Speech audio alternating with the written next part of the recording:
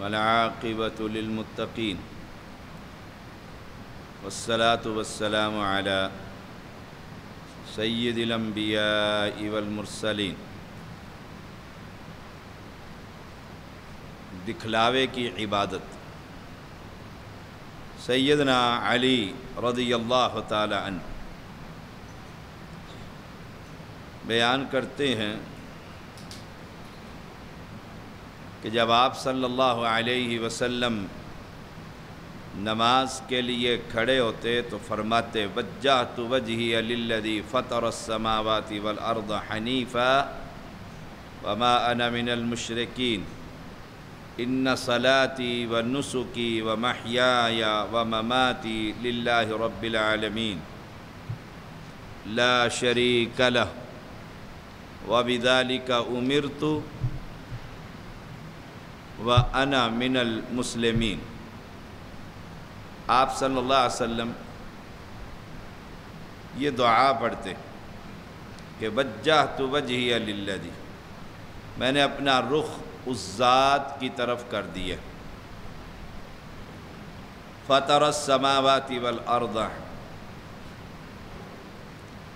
جس نے آسمانوں اور زمین کی تخلیق فرمائی، یعنی اللہ کی طرف، حنیفہ ہر طرف سے کٹ کر یکسو، وما انا من المشرکین، اور میں اس کے ساتھ شریک ٹھہرانے والوں میں نہیں۔ شرک سے بیداری، توحید کا اقرار، پھر میری نماز، میری قربانی اور میرا جینا اور میرا مرنا سب کا سب اللہ کے لیے۔ یہ بڑی خوبصورت بات کہ مالی اور بدنی عبادت، نماز بدنی عبادت، نسک مالی عبادت، قربانی، موت اور زندگی، دنیا میں زندہ اس لیے ہوں کہ اللہ کے عبادت کے لیے، اور موت آئے تو اسی کیفیت میں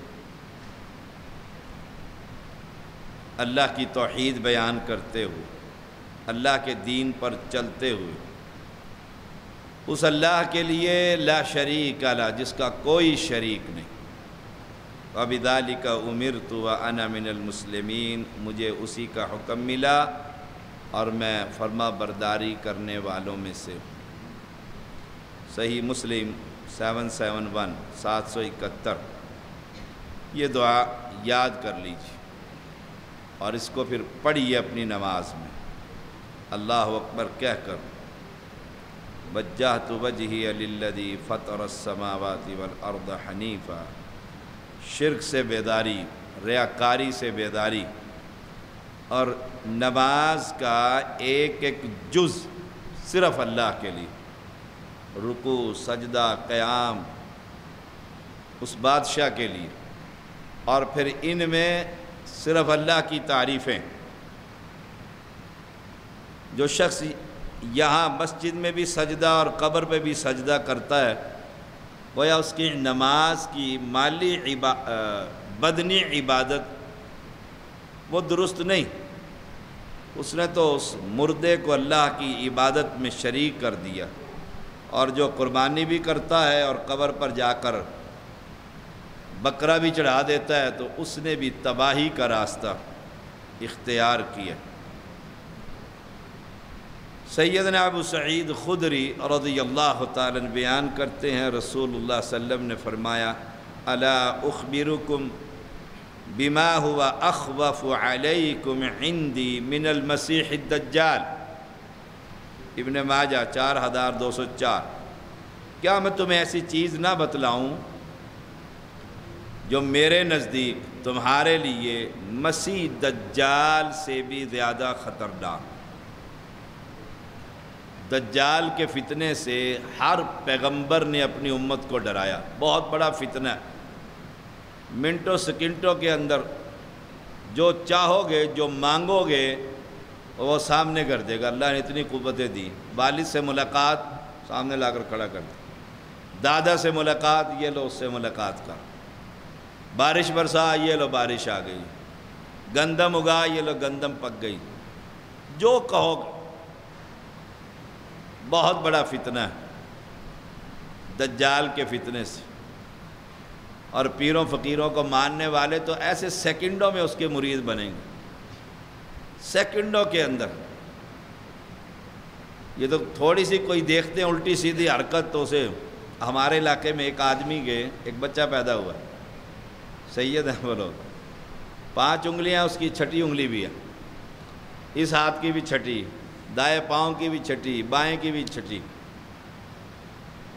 چھوٹا سا ہے وہ، ابھی سے وہ پیر اور دنیا اس کے سامنے پڑی ہوتی ہے، جی 6 انگلیاں علی سرکار، بس یہی بہت بڑی کرامت، دنیا پاگل، 6 انگلیاں علی سرکار، کدھر کہتے ہیں 6 انگلیاں، وہ ہے اتنا سا بھی، اسے خود کو بھی فہم نہیں بیچارے کو، لیکن سرکار وہ ایسے، یہ دجال آئے گا، یہ تو سارے کے سارے بس کہے کہ تیرے سے بڑا سرکار ہم نے دیکھی ہی نہیں آج تک، اتنی بڑی بڑی جو تو حرکتیں دکھا رہا ہے یہ تو ہم نے دیکھا ہی نہیں ہے۔ اہل ایمان بچیں گے، یاد رکھیے گا دجال کے، اس سے بڑا فتنہ، اس سے بھی بڑا فتنہ کیا ہے؟ ریاکاری، دکھلاوا۔ ہم نے کہا کیوں نہیں؟ آپ صلی اللہ علیہ وسلم نے فرمایا الشرک الخفی، ریاکاری، چھپا ہوا شرک، ان یقوم الرجل یصلی فیزین صلاۃہ لما یری من نظر رجل، آدمی نماز پڑھتا ہے، کھڑا ہوتا ہے، جب اسے معلوم ہوتا ہے کہ کوئی اسے دیکھ رہا ہے تو اپنی نماز کو اور لمبا کر دیتا ہے۔ میں کھڑا ہوں، مجھے اندازہ ہوا سہیل صاحب مجھے دیکھ رہے ہیں، میں نے کہا آج تو 15 مرتبہ تسبیح پڑھنی ہے سجدے میں، انہیں پتہ لگے شاہ جی کی نماز بڑی لمبی ہے۔ یہ قیام ہے، اچھا ساتھ نمازی ہے وہ نہیں جا رہا قیام میں تو میں بھی نہیں جاتا ہوں، دیکھتا ہوں، اسے پتہ لگے میں تجھ سے لمبا قیام کرتا ہوں۔ یہ ہے الشرک الخفی، نماز پڑھنے کے لیے کھڑا ہوتا ہے اور دوسرے کی، اب دوسرے کو دکھانے کے لیے دیکھو میری نماز، میں کہا آپ نے بڑی لمبی نماز پڑھی ہے، کہتے میں تو پڑھتا ہی ایسے ہوں، تمہیں کیا خبر، تم تو ٹکرے مارتے ہو، بس گیا کہ آپ بہت لمبی نماز پڑھاتے ہیں امام صاحب، انہوں نے کہا تو ٹکرے مارنے کے لیے آیا ہے، میں تو اس سے بھی لمبی گھر میں جا کے پڑھتا ہوں، دیکھو فرق ہے۔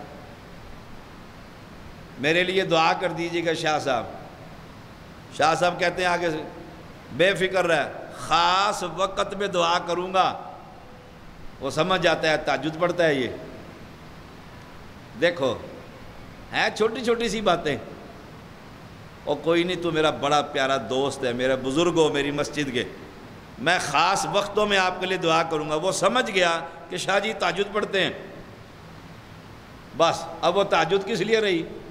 بابے کے لیے، جس کو میں نے کہہ دیا خاص وقتوں میں تیرے لیے دعا کروں گا۔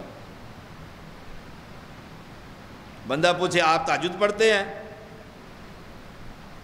کہا کریں اللہ توفیق دے، دل میں یہ ہوگا اسے پتہ بھی نہ لگے، اس کو یہ جواب مل جائے گا کہ نہیں پڑھتا، توفیق مانگتا ہے، اور دل میں یہ ہو کہ اللہ مجھے زیادہ توفیق دے دے، جھوٹ بھی نہ جائے۔ اپنی نیکی کو چھپائیے، کسی کے لیے اپنی نماز کو خوبصورت مت بنائیے، کسی بھی عبادت کو، کہ قربانی آ رہی ہے، اب دیکھو رمضان کے بعد پھر قربانی کا سیزن آ جائے گا، پھر بڑا سارا بکرا لے کر اور جھنجر ڈال کے اس کے گلے میں گھنٹیاں ڈال کے پورے محلے میں چودھری صاحب بڑا خوبصورت بکرا ہے، جناب قربانی نہیں کرنی قربانی نہیں کرنی۔ پھر آپ نے دیکھا ہوگا اخبارات کے اندر وہ لگتا ہے باقاعدہ، ایک بیل ہر سال ہی آتا ہے اسلام آباد میں، لاکھوں روپے اس کے لگ رہے ہوتے ہیں، پھر ایک لے جاتا ہے، پھر اس کا نام بھی اخباروں میں، پھر وہ میڈیا بھی پہنچ جاتا، وہ قربانی ہوگی۔ ان صلاتی و نسکی، نسکی، سوچئے کہ ذرا نیکی تو چھپا کر کرنی تھی، ہاں میں نے رکھا ہوا ہے جانور، آپ نے دیکھ لیا اچھا جانور لائیں جی، اللہ توفیق دے اس سے بھی اچھا کرنے کا۔ فرق کیجیے اپنی گفتگو میں، اپنی عبادت کی حفاظت کیجئے، یوں کہہ لیجئے، اور فائدہ کیا ہوگا؟ کخ بھی فائدہ نہیں ہوتا، کخ بھی فائدہ نہیں ہوتا۔ اس نے کیا کرنا؟ اچھا وہ جاتے ہوئے بھی بھائی آپ کا یار کہہ دیتا ہے، میرا یار کہہ دیتا ہے، مینو بھی کھان واسطے 10 لاکھ روپے ہے، ویسے 50,000 دے، وہی جوتی مار دیتا ہے۔ جس کو خوش کرنے کے لیے ہم اپنی عبادت کو برباد کر دیتے ہیں۔ سیدنا محمود بن لبید رضی اللہ تعالیٰ عنہ بیان کرتے ہیں، نبی اکرم صلی اللہ علیہ وسلم نے فرمایا، یا ایھا الناس ایاکم وشرک السرائر، لوگو اپنے آپ کو خفیہ شرک سے بچاؤ، خفیہ شرک سے بچاؤ اپنے آپ کو۔ سب لوگوں کو کہا جا، صحابہ نے کہا اللہ کے رسول خفیہ شرک کون سا ہے؟ فرمایا یقوم الرجل فیصلی فیزین صلاته جاہدا لما یرا من نظر الناس الیہ فذلک شرک السرائر۔ آدمی اٹھ کر نماز پڑھنے لگتا ہے، جب دیکھتا ہے کہ لوگ اسے دیکھ رہے ہیں تو اپنی نماز کو مزین کر دیتا ہے، بڑا فٹ ہو کے کھڑا ہے، آنکھیں ٹکی ہوئی ہیں، نہ داڑھی میں خارج نہ کپڑا سیدھا، اور اکیلا ہو تو پھر ناک کی گندگی نگاہ کر بھی چیک کرتا رہتا ہے، موٹائی لمبائی۔ فرق کر لیجئے، بس میں اپنا محاسبہ کر لوں کہ میں آپ کے سامنے کیسا پڑھتا ہوں اور گھر میں نفل جا کر کس کیفیت میں پڑھتا ہوں۔ اگر گھر ٹکرے مارتا ہوں تو یہاں کی بھی بیکار، اگر گھر کی نماز اس نماز سے بہتر اور افضل ہے، وہاں تو کوئی نہیں دیکھ رہا نا، کس کو مزین کر کے دکھانا ہے، فیصلہ ہو جائے گا ایمان کا۔ یہ دجال کے فتنے سے بھی خطرناک ہے کہ آدمی محنت بھی کرتا ہے، سفر بھی کرتا ہے، مسجد میں بھی آتا ہے، وضو بھی کرتا ہے، سردی گرمی برداشت بھی کرتا ہے، اور پھر عبادت کی کسی دوسرے کی شراکت۔ اب آخری بات، جب اتنی سی شراکت کہ نماز کو مزین کیا، ساتھ والے نمازی کے لیے رب کو برداشت نہیں، حدیث میں آتا ہے جا کر یہ کہے گا یا اللہ یہ نمازیں، فرمائے گا جس کے لیے پڑھی تھی اس سے بدلہ لے لے، پڑھی تو ڈاکٹر صاحب کے لیے تھی میں نے، تو جا اس سے بدلہ لے لے، میرے پاس تو کچھ نہیں ہے۔ سبحان اللہ۔ دیکھو جب اتنی سی شراکت برداشت نہیں تو 6 فٹ کا مرا ہوا بندے کی شراکت رب کو برداشت ہوگی؟ سوچ لیں، وہ شراکت کیسے برداشت ہو سکتی ہے جب عبادت میں صرف دوسرے کی خوشی وہ برداشت نہیں، تو ایک درخت اور پتھر اور فوت شدہ انسان کی شراکت رب برداشت کرے گا؟ قطعاً نہیں۔ اس لیے فرمایا لا شریک لہ وبذالک امرت وانا من المسلمین، ابن خزیمہ 937 نمبر اس حدیث کی۔ وآخر دعوانا ان الحمد للہ رب العالمین۔